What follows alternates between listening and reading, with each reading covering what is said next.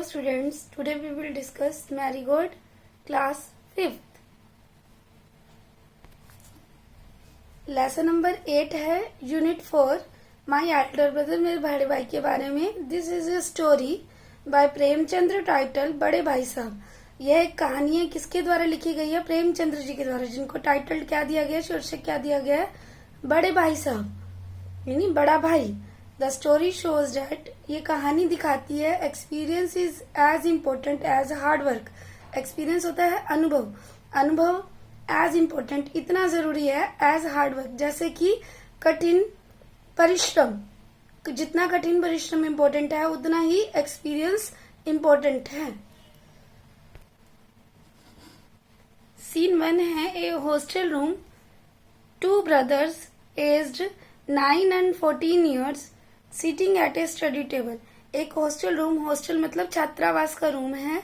2 brothers है, 2 भाई हैं. क्या क्या एज है उनकी? 9 and 14 years.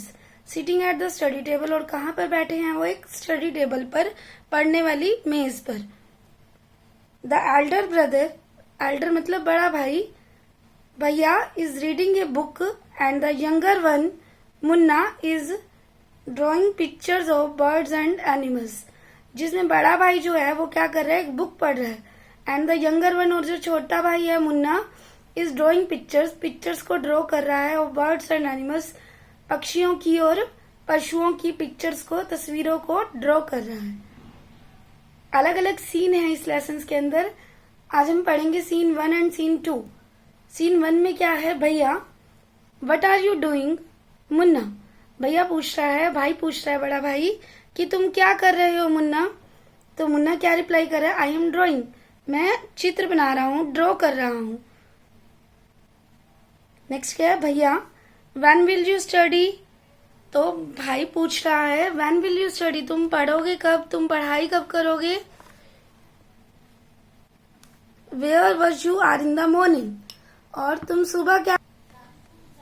मुन्ना, टर्निंग पेल, चेहरा पीला पड़ गया. आई वॉज प्लेइंग, मैं खेल रहा था. भैया, how can you sit with a book for hours together? फिर वो भैया से कहता है कि हाउ कैन, तुम कैसे, यू सिट, बैठ सकते हो, विद ए बुक, एक किताब के साथ, फॉर आवर्स टुगेदर, इकट्ठा एक साथ लगातार घंटों तक एक बुक को पढ़ते हुए कैसे बैठ सकते हो? तो भैया क्या कहते हैं? That's because I want my foundation in education to be very strong. तो क्या कहता है? डेट्स बिकॉज, ऐसा इसलिए है क्योंकि आई वॉन्ट माई फाउंडेशन, मैं अपनी शिक्षा में, फाउंडेशन शिक्षा में मतलब अपना आधार, बी वेरी स्ट्रोंग मतलब मजबूत. मैं अपने शिक्षा के आधार को क्या बनाना चाहता हूँ? मजबूत बनाना चाहता हूँ. If the base is strong, यदि बेस स्ट्रोंग होगा, आधार मजबूत होगा, then the building will stand firmly, तो ही क्या होगा? भवन, बिल्डिंग मतलब भवन, स्टैंड फर्मली, अच्छे से खड़ा हो पाएगा, अडिग खड़ा रहेगा, जिसको कोई हिला ना सके. Sometime it takes me 2 years to do 1 year's works. कभी कभी मुझे क्या लगता है? 2 years टू डू, एक कार्य को करने के लिए, 1 वर्ष के कार्य को करने के लिए कितने वर्ष लग जाते हैं? 2 वर्ष लग जाते हैं. जो कार्य 1 वर्ष में होना था वो उसमें कितना टाइम लग जाता है? 2 years लग जाते हैं, 2 वर्ष लग जाते हैं. मुन्ना कहता है, भैया, you are 5 years older than I am and 3 classes ahead of me. भैया, तुम मुझसे क्या हो? ओल्डर, बड़े, 5 साल बड़े हो. Then I am 3 classes ahead of me, और मेरे से 3 classes आगे हो. 5 साल तो मेरे से बड़े हो, लेकिन कितनी क्लासेस आगे हो? 3 classes आगे हो. I wonder why you keep writing the same word 20 times. I wonder, मैं आश्चर्यचकित हूँ, अद्भुत बात लगती है मुझे. Why you keep writing the same word, कि तुम क्यों लिखते रहते हो द सेम वर्ड, सेम अक्षर को 20 times, 20 bar. And 1 sentence more than 20 times, और एक सेंटेंस को कितनी बार? 20 बार से भी ज्यादा लिखते हो. एंड कॉपी पोएम्स, और पोएम्स की क्या करते हो? कविताओं की कॉपी करते हो. सर्वल टाइम्स इन ब्यूटीफुल लेटर्स, उनको भी सुंदर अक्षरों में लिखने के लिए उनकी क्या करते हो? कॉपीज करते हो, उनकी नकल करते हो. भैया, you know, studying English is no child play. One has to work very hard in order to learn the subject. तुम जानते हो स्टडिंग इंग्लिश, इंग्लिश को पढ़ना इज नो चाइल्ड प्ले, बच्चों का खेल नहीं होता। One has to work very hard, बहुत अधिक कठिन परिश्रम करना पड़ता है in order to learn the subject, की इंग्लिश के सब्जेक्ट को सीखने के लिए क्या करना पड़ता है, बहुत मेहनत करनी पड़ती है। टू स्पीक और right English properly ट्रेमेंडस effort is required, कि अंग्रेजी को सही सीखने और बोलने के लिए हमारे को क्या चाहिए होती है, अत्यधिक प्रयास की। ट्रेमेंडस होता है अत्यधिक प्रयास, बहुत अधिक ध्यान लगाने की। रिक्वायर्ड जरूरत होती है। But the moment you get a chance you run to the field, play marbles and fly paper kites or sit idling away with friend for fun.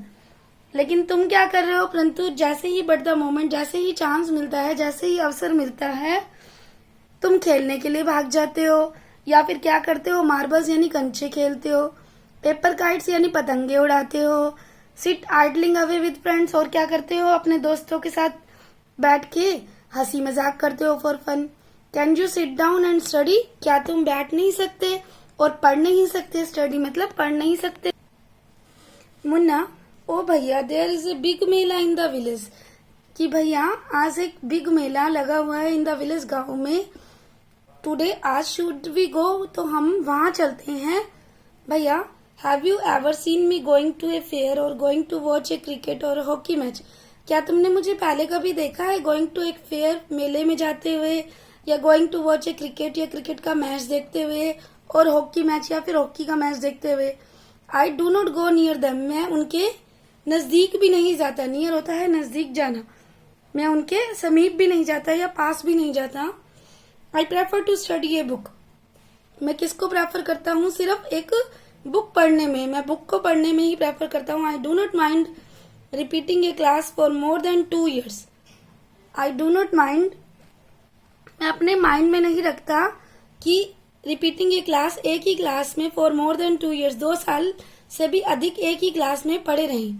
But you might stay in the same classes all your life, लेकिन क्या है, तुम जो हो समय पर इसी प्रकार, do you expect to pass if you waste your time playing all the time, अगर तुम ऐसे ही अपना टाइम खेलने में व्यतीत करते रहे तो तुम क्या करते रहोगे, सेम क्लासेस में पढ़े रहोगे। You are simply wasting father's hard earn money, तुम क्या कर रहे हो, सिर्फ अपने पापा की मेहनत के द्वारा कमाए हुए पैसे को क्या कर रहे हो, वेस्ट कर रहे हो। फादर हार्ड अर्न मनी, की पिताजी जो मुश्किल से पैसा कमा रहे हैं उसको क्या कर रहे हो, वेस्ट कर रहे हो। Munna start crying on being scolded and सोबिंग sounds वाह वाह बाबा हु आर हियर्ड। मुन्ना क्या होता है, स्टार्ट शुरू हो जाता है, क्राइंग रोना ऑन बीइंग स्कॉल्डेड, स्कॉल्डेड होता है डांट लगने पर। मुन्ना जो है डांट लगने पर क्या होता है, रोना शुरू कर देता है, और उसकी रोने की सुबकियों की आवाज, सोबिंग होता है सुबकियों की आवाज, वाह वाह बाबा हु सुनाई देने लगती है। हियर्ड मतलब होता है सुनाई देना। मुन्ना, भैया I feel like running away going back home, Munna क्या कहता है, भैया मुझे यहाँ फील अच्छा अनुभव नहीं हो रहा, लाइक रनिंग अवे और मैं भाग जाना चाहता हूँ, एंड गोइंग बैक होम और अपने घर वापिस जाना चाहता हूँ। भैया क्या कहते हैं, नाउ नाउ स्टॉप क्राइंग, आप देखो और चुप हो जाओ, put on a nice smile और अपने फेस पर क्या ले आओ, एक अच्छी सी स्माइल ले आओ। Look I will make a time table for you to follow, get up at dawn, क्या है कि मैंने तुम्हारे लिए क्या बनाया, एक टाइम टेबल बनाया है। फॉलो नीचे देखो, गेट अप एट डाउन और उसका क्या करना, अनुसरण करना। फॉलो होता है उसका अनुसरण करना। ये टाइम टेबल है, शेड्यूल दे रखा है, 6 बजे वॉश योर हैंड्स, अपने हैंड्स को वॉश करो, have your breakfast and sit down to study, और क्या करो, ब्रेकफास्ट लो और स्टडी के लिए बैठ जाओ। फिर 6 बजे से 8 बजे तक क्या पढ़ो, इंग्लिश पढ़ो। 8 बजे से 9 बजे तक क्या करो, मैथ्स करो। 9 से 9:30 किस चीज का सब्जेक्ट करना है, हिस्ट्री। फिर 3:30 PM then off to the school, और फिर स्कूल से क्या आ जाओ, वापिस आ जाओ।